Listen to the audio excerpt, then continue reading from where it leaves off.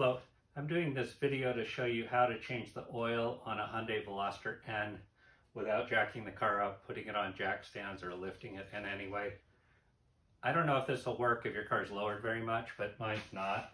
It's just got stock everything on it except the wheels, which are stock size pretty much. So I just wanted to figure out how to make the oil change really simple and not have to unscrew the drain plug even. So what I did first was I bought this Lumex fluid extractor on Amazon. Now it's about $238. I think it was a lot cheaper when I bought it, but what wasn't. So that thing is this. And what's interesting about it is you can operate it, create a vacuum by pumping, or by connecting it to your compressor, which is what I've done. Because if you try pumping it, which I have, it takes a long time. So I just drove around. Well, first of all, to set this thing up, I had to screw in a nipple to hook it up to the hose to my pancake compressor. And these nipples obviously are readily available, but it didn't come with one as I recall. And it just screwed into the side of this little manifold right here. It's got a shut-off valve, so you turn that on. And then you can pick one of these hoses to go down your dipstick and suck the oil out. The hoses aren't all that different from each other. At least 3 out of 4 of them are about this diameter, so I kind of randomly decided to go with this more or less clear plastic one. And so you just take out the dipstick,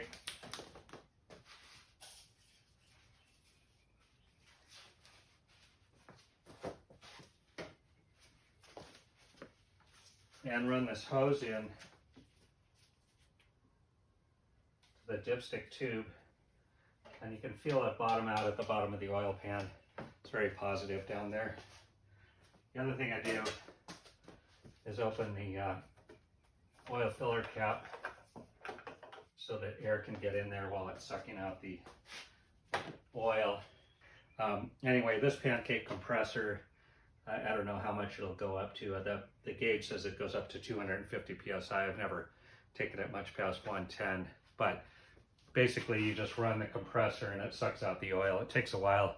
Another thing I'm going to try doing right now is take some blue tack and just put some around this mouth of the tube. I don't think there's any real risk of it falling down the tube because it's going to be in a big donut that's too big to fall down the tube. But I just want to create a little bit more of a vacuum. Then I'm going to turn on the compressor and vacuum it out. I got about 5 quarts to suck out.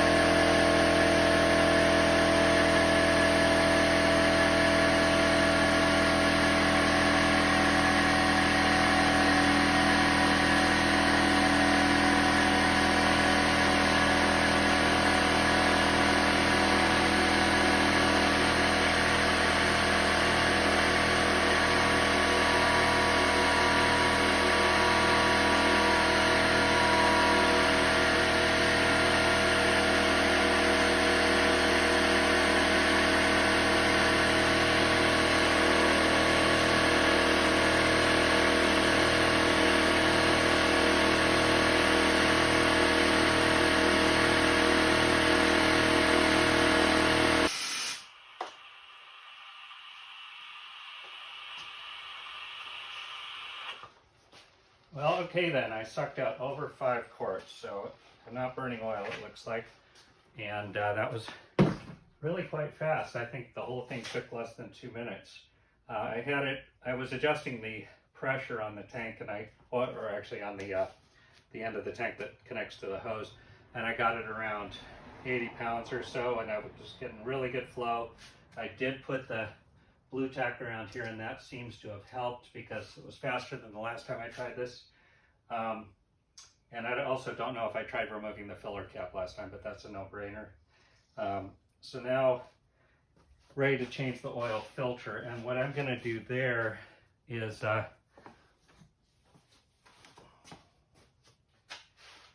it's really nice on this particular car because there's a this is a picture of the splash guard underneath the engine.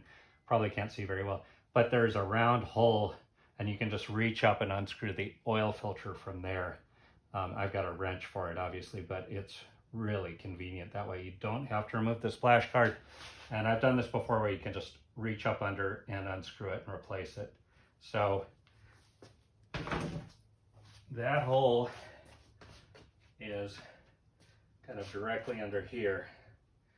And I'm going to do that one next. So these are the oil filters that I bought. They're factory oil filters. They come with the drain plug washers, but I haven't had to change out the drain plug. This is genuine Hyundai part number 26300355505, and it says it's a new version of 35504. A 6-pack is $50 or so on Amazon. And so here's the filter,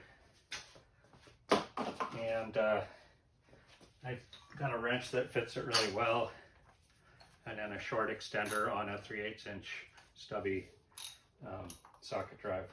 So I've done this once before. Fingers crossed it works fine again. I'll put this under there in a minute. It's not very convenient to fit under there while I'm working. But basically, just to prove this is possible, hopefully, and then you just got to do this by feel. Okay, yep, I can feel the old filter.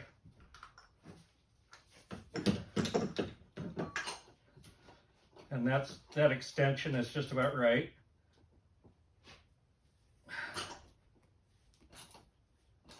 I don't remember, the first time I did it, it was tighter, but it had already been changed a few times. So anyway, that was good and tight, but not extreme. And of course, I'm getting hot oil all over my hand. I'll be screaming in pain in a moment, no doubt. But put on the new one.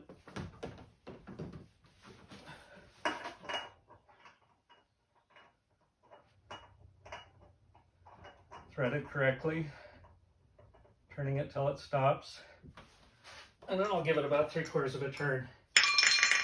So I'm going to just feel 1, 2, 3/4 turns.